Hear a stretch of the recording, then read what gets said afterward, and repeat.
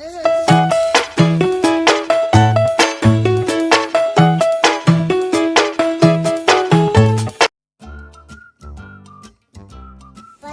siya sa tubig, ang anak niya ipilit. Kailangan siya mangita o pagkaon. Pero dili man pagkaon niyang nakita sa wala naman o sayal o lapok. Pero ni atong man sa siyang papa na naman siya nakitaan balon. Di nagpapalit siya siyang papa o balon. Ngayon na po siya siyang papa na mukhaon siya ang apple.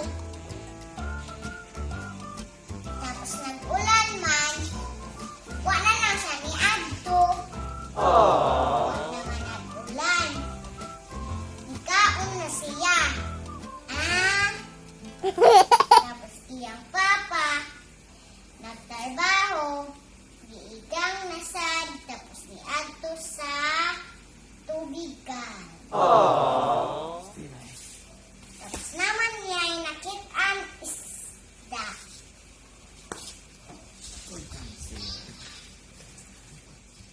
Subscribe to our channel.